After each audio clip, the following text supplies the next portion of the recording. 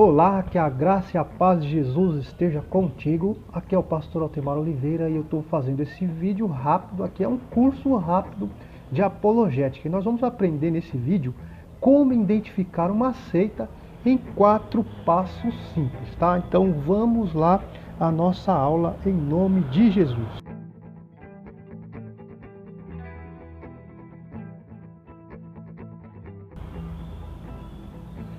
Antes de começar essa aula, eu quero me apresentar aqui para você que não me conhece.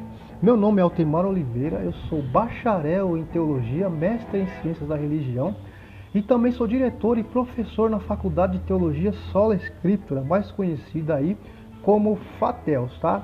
E agora também estou aí trabalhando com um novo projeto na Faculdade Teológica Batista, Plena Comunhão. Meu currículo você pode encontrar lá no Lattes CNPq, no endereço que eu vou deixar aqui abaixo, tá? Algumas obras de minha autoria é o Manual de Defesa da Fé, 2016, Missão Integral à Igreja como Agente do Reino de Deus, o Compêndio de Teologia e Religião, Israel, Solo Sagrado por Excelência, foi escrito em 2006, um trabalho do nosso seminário, e Israel, a coroa de todos os povos, tá? Então, essa é uma breve descrição aí do pastor Altemar Oliveira. Também sou autor do site infogospel.net. Se você quiser, você pode acessar e conhecer aí um pouco mais do nosso material, ok? Então, vamos à nossa aula de hoje. Por que estudar as falsas doutrinas? Por que é importante, por que é necessário que nós estudemos aí as falsas doutrinas?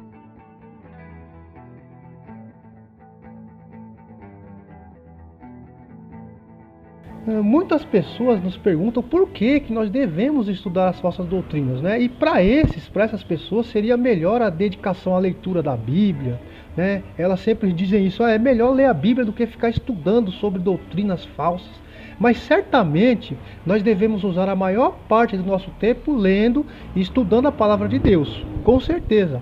Porém, essa mesma palavra nos apresenta diretrizes comportamentais relacionadas aí aos que questionam a nossa fé. Ou seja, assim sendo, nós apresentamos aqui neste material razões para que nós possamos e para que devemos estudar aí as falsas doutrinas, tá ok? E a primeira razão para que nós devamos estudar as falsas doutrinas e conhecer essas falsas doutrinas é a defesa própria, né? Então, o primeiro ponto é defesa própria, porque várias entidades religiosas, elas treinam seus adeptos para ir de porta em porta, então, à procura de novos adeptos. Algumas são especializadas em trabalhar com o público evangélico, e principalmente aí os novos convertidos, né? Então, o cristão, né, deve se informar acerca desses vários grupos de ensino. Tá? Só assim nós podemos então refutá-los biblicamente. Isso é um ensinamento que nos mostra Tito capítulo 1, versículo 9. Então, por que nós devemos estudar essas falsas doutrinas? Primeiro, defesa própria, ou seja, defender a nossa fé, né, e defender aí a fé cristã de todas as formas. Segundo, é a proteção do rebanho. Ou seja, um rebanho bem alimentado nunca dará problemas para a igreja.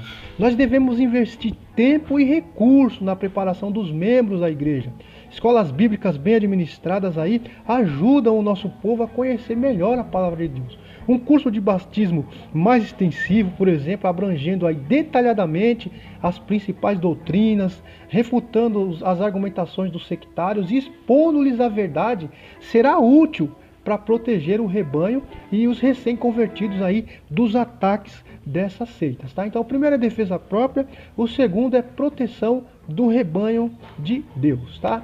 O terceiro é a evangelização. Nós devemos conhecer e estudar essas falsas doutrinas para nos preocuparmos com a evangelização, porque o fato de conhecermos o erro em que se encontram os sectários nos ajuda então a apresentar-lhes a verdade de que eles necessitam.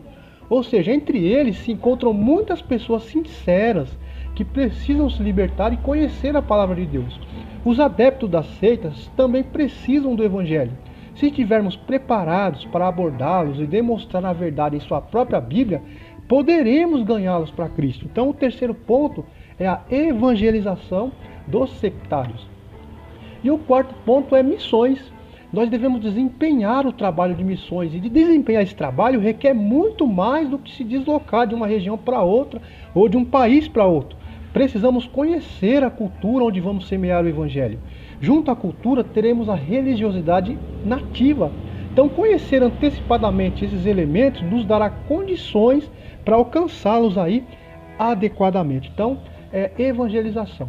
Então, recapitulando, defesa própria, proteção do rebanho, evangelização, missões, tá? Então são esses 4 pontos que nós precisamos.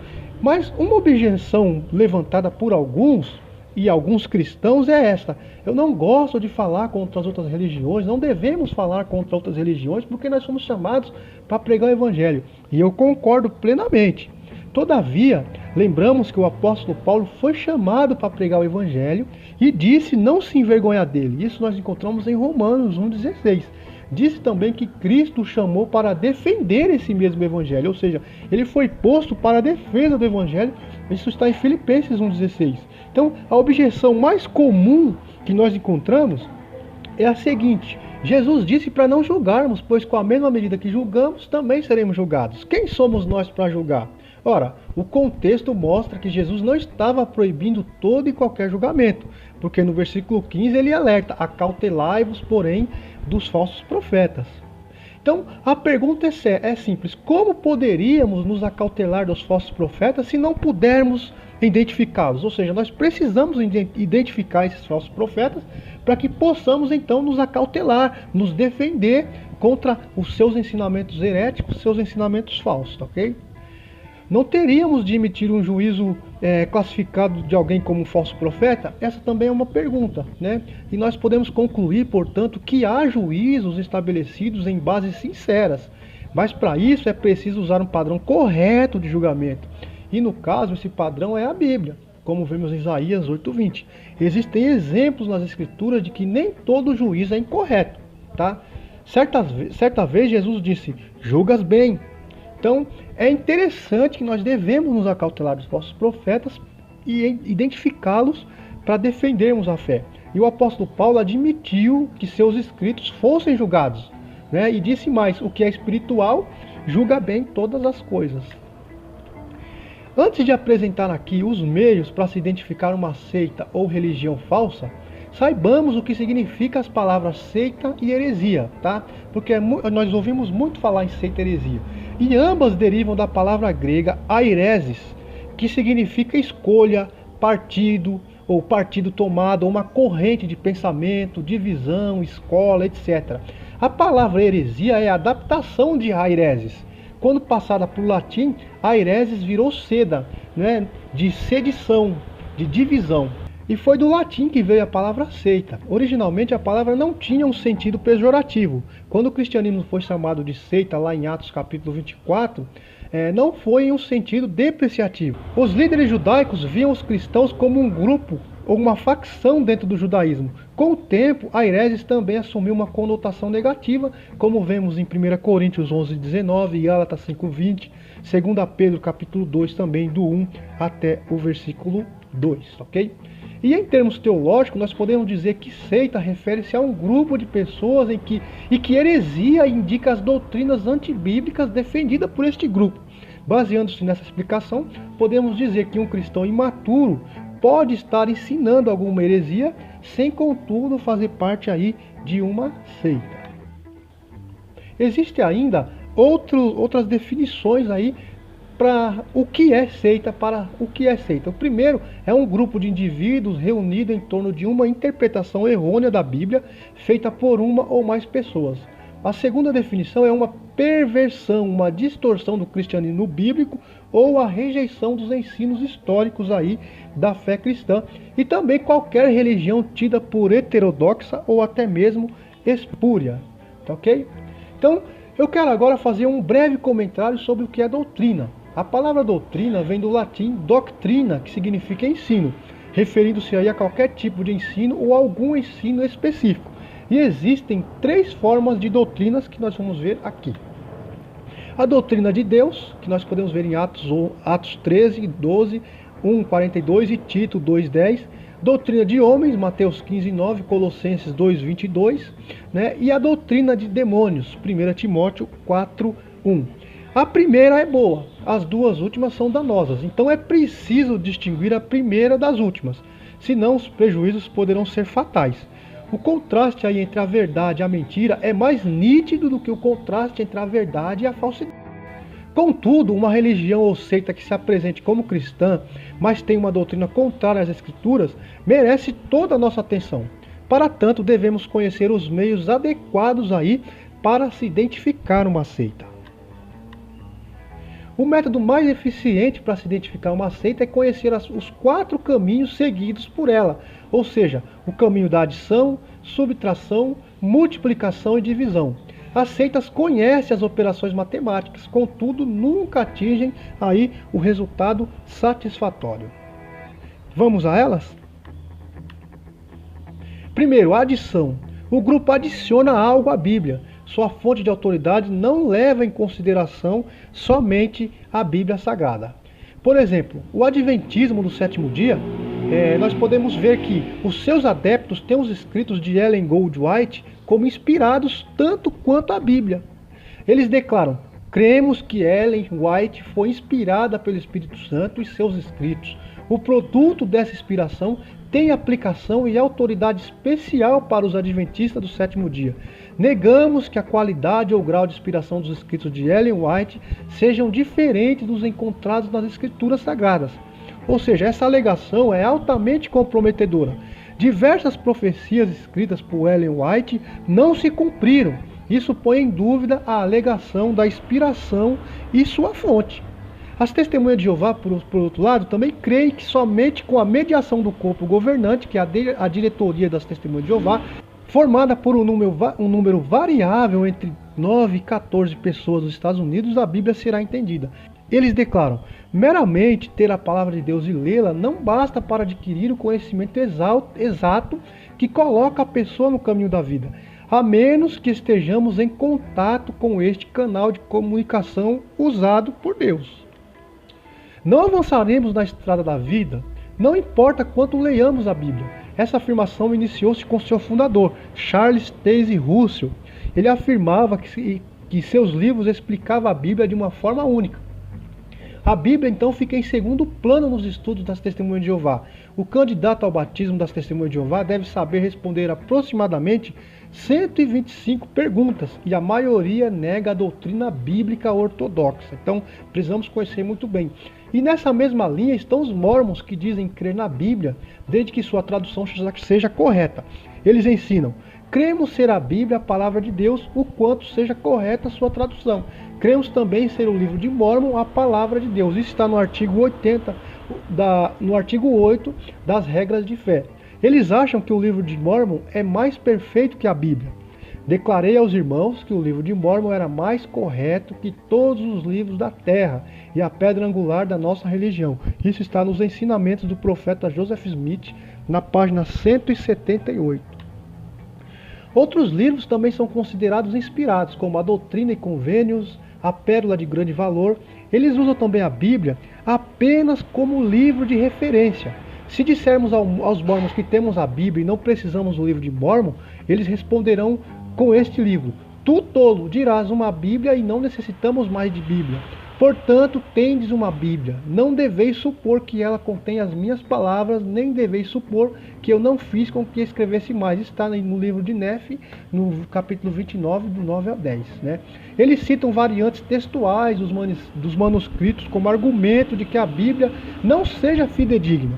Eles ignoram, porém, que a pesquisa bíblica tem demonstrado a fidedignidade da palavra de Deus.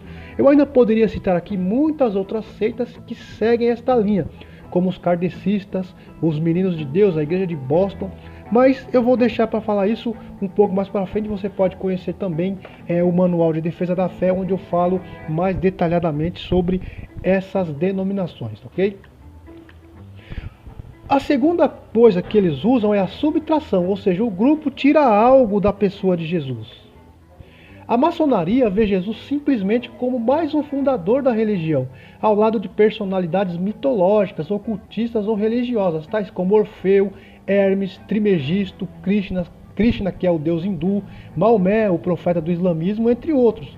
Se negarmos o sacrifício de Jesus Cristo e sua vida, estaremos negando também a Bíblia, que o menciona como Messias. Isso está em Isaías 7,14, Mateus 1,22 e tantos outros textos. Ou cremos integralmente na palavra de Deus como revelação completa e, portanto, nas implicações salvíficas que há em Cristo, ou a rejeitamos integralmente. Não existe meio termo. A Legião da Boa Vontade, a LBV, subtrai a natureza humana de Jesus, dizendo que Jesus possuía apenas um corpo aparente ou fluídico, além de negar sua divindade, dizendo que ele jamais afirmou que fosse Deus. Jesus não poderia nem deveria, conforme as imutáveis leis da natureza, revestir o corpo material do homem do nosso planeta, corpo de lama, incompatível com sua natureza espiritual, mas um corpo fluídico. Isso está em Doutrina do Céu, da LBV, na página 108. Agora o mundo inteiro pode compreender que Jesus, o Cristo de Deus, não é Deus, nem jamais afirmou que fosse. Doutrina do Céu, na página 112. Outros grupos também subtraem a divindade de Jesus. As Testemunhas de Jeová dizem que ele é o arcanjo Miguel na sua pré-existência, sendo a primeira criação de Jeová. Os adventistas ensinam que Jesus tinha uma natureza pecaminosa caída. Dizem santificar o sábado ao Senhor importa em salvação. Isso está em Testemunhos Seletos, lá no volume 3, na página 22, na segunda edição de 1956. E os kardecistas ensinam que Jesus foi apenas um médium de Deus. Dizem que, segundo a definição dada por um espírito, ele era médium de Deus. Isso está na Gênesis, página 311. Terceiro, multiplicação. Eles pregam a autossalvação. Crer em Jesus é importante, mas não é tudo. A salvação é pelas obras. Às vezes repudiam publicamente o sangue de Jesus. A Seixonoye, ela nega a eficácia da obra redentora de Jesus e o valor do seu sangue para a remissão dos pecados, chegando a dizer que se o pecado existisse realmente, nem os Budas todos do universo conseguiriam extingui-lo, nem mesmo a cruz de Cristo conseguiria extingui-lo. Os Mormons afirmam crer no sacrifício expiatório de Jesus, mas sem o cumprimento das leis estipuladas aí pela igreja não haverá salvação. Outro requisito foi exposto pelo profeta Brigham Young, que disse: nenhum homem ou mulher nesta dispensação entrará no reino celestial de Deus sem o consentimento de Joseph Smith. O homem tem de fazer o que pode pela própria salvação. Isso está em Doutrina da Salvação, página 91, volume 3, Joseph Field Smith. Por isso, eles têm grande admiração aí por Joseph Smith, tá? Os adventistas, por meio da sua profetisa Ellen Goldwhite, como eu já falei antes, eles ensinam que a guarda do sábado implica em salvação e que os benefícios da morte de Cristo nos serão aplicados desde que estejamos vivendo em harmonia com a lei, que no caso é guardar o sábado. Nós vemos isso em Santificar o Sábado importa em salvação eterna, Testemunhos Seletos, lá no volume 3, na página 22, segunda edição, também do ano de 1956.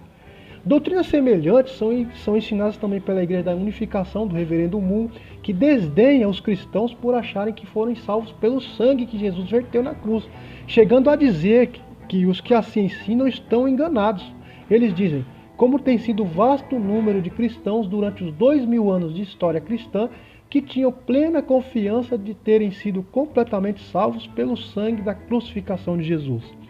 Ainda as Testemunhas de Jeová ensinam que a redenção de Cristo oferece apenas a oportunidade para alcançar a própria salvação por meio das obras. Jesus simplesmente abriu o caminho, o restante é com o homem. Uma de suas obras diz: trabalhamos arduamente com o fim de obter nossa própria salvação. Outra declaração eles falam: somos salvos por mais do que apenas crer na mensagem do reino de todo o nosso coração, mas também temos que declarar publicamente esta mensagem do reino a outros, para que estes também possam ser salvos para o novo mundo, do paraíso perdido ao paraíso recuperado, na página 249, Sociedade da Torre de Vigia.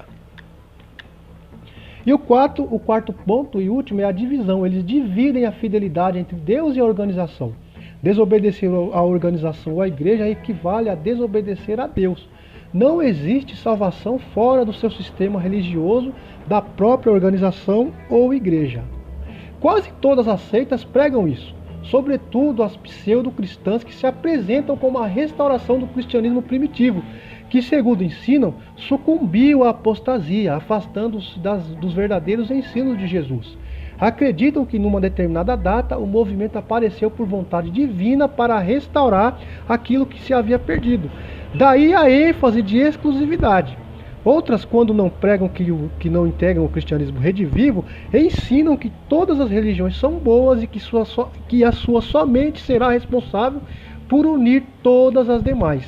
Dizem que, segundo o plano de Deus, ela foi criada para este fim. É o caso da fé Bahá'í e também de outros movimentos ecléticos. E para quem não sabe, hoje, dia 6 de setembro, é o dia do meu aniversário. Por isso eu resolvi fazer este vídeo, né? Na verdade era um hangout, mas o hangout deu problema e eu fiz esse vídeo para abençoar a sua vida com este conteúdo riquíssimo aí para você, tá ok? Mas isso não é tudo. Eu tenho uma novidade aqui para você que me segue, que me acompanha aí nas redes sociais, no YouTube, no nosso site. Esse é o curso avançado em teologia, tá? Que custa R$ 197. Nós temos também o manual de defesa da fé, que custa R$ 47. E temos também o curso rápido de escatologia, que também custa R$ 47. Mas como hoje é meu aniversário, quem vai ganhar o presente é você, tá? Com direito também ao curso avançado e o curso de escatologia, tem direito a certificado e carteirinha do aluno, tá ok? E eu vou lançar hoje o curso avançado em teologia, mais o manual de defesa da fé, mais o curso rápido de escatologia, por apenas 12 vezes de R$ 19,88 no cartão de crédito, tá? Ou R$ 197,97 à vista no boleto. Mas espera aí, deixa eu mudar aqui para você. O valor do curso hoje, só o curso avançado em teologia é R$ 197, mas eu vou fazer para você todos esses cursos, o curso avançado em teologia, o curso rápido de escatologia, mais o manual de defesa da fé, por apenas R$ 127, tá? Mas é para você se inscrever hoje, tá? Então, se inscreva aqui no link abaixo e venha estudar teologia conosco. Por apenas R$ 127, você vai ter o curso avançado em teologia com mais de 60 matérias, o manual de defesa da fé e o curso rápido de escatologia bíblica. Mas é só hoje, tá ok? Então, se inscreva no link abaixo e venha estudar teologia conosco. Um grande abraço, fica na graça e na paz do Senhor Jesus.